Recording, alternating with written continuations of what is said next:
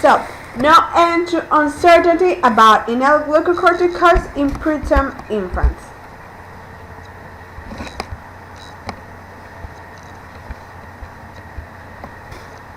We use oxygen in little tiny babies properly. What's the concern? Can oxygen do any damage to the lung? The very high levels of oxygen as routine cause damage to the lung by wearing oxygen masks. That's particularly important for children who are going prematurely and whose lungs are not very well. Is there a name for this particular condition? That condition is known as bronchopulmonary discharge. Okay, is this permanent damage? Does it get better over time? It tends to get better over time, but if you check the lung function of children born prematurely when they're 30 or 40 years old, then you still can't see very subtle defects in that function. They would act like almost like an asthmatic condition. For the first year or two, it's not uncommon for them to actually have a lot of asthma types of exacerbations. Most of these children do get better when they get older, but as I mentioned, even decades after they're born, you can often see very, very subtle defects in the lung.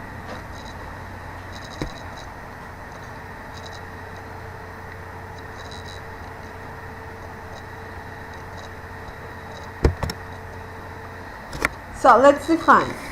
The bronchopulmonary dysplasia is caused by acute lung injury due to the esophageal insufficient artificial ventilation, the use of supplemental oxygen, and inflammation, followed by a normal repair and impaired lung growth. The therapeutic use of glucocorticoids. They produce adrenal insufficiency, suppress allergies, inflammatory, and autoimmune disorders. Is a second-line treatment for asthma and prevent acute transplant reaction.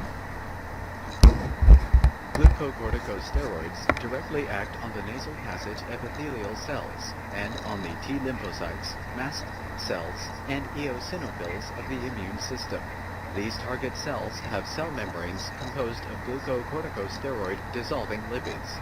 The glucocorticosteroids routinely cross into the cell membrane and cell cytoplasm. Glucocorticosteroids bind to the glucocorticoid receptor to form a glucocorticosteroid receptor complex after entering the cytoplasm.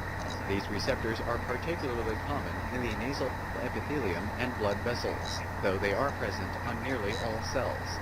Glucocorticosteroid receptor complex formation has two effects. To fight the effects of cytokines, the new complex first binds to the activator protein 1, or AP1. This inhibits cell response to chemical messengers like inflammatory cytokines, reducing inflammation. Glucocorticosteroid receptor formation also causes the complex to move to the cell nucleus, where it binds with the glucocorticoid response elements, or GREs, which control protein production.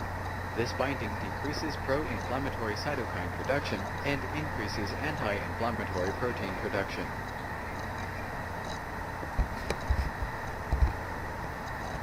So, it's gonna pros and cons. So, pros. The glucocorticoids administered during the first week of life have shown a reduced risk of bronchopulmonary dysplasia, although the lower risk of several systematic side effects. The cons are that there is an increased risk of gastrointestinal perforation and cerebral palsy, and this increases mortality on early preterm infants.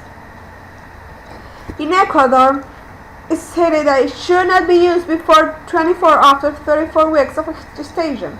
For infants born at 24 or 28 weeks gestation, there is a reduction in the severity of SDRE, incidence of bleeding intrabronchial. The antenatal therapy for corticoids significantly reduced the incidence of SDRI and overall mortality in infants of 29 and 34 weeks of gestation.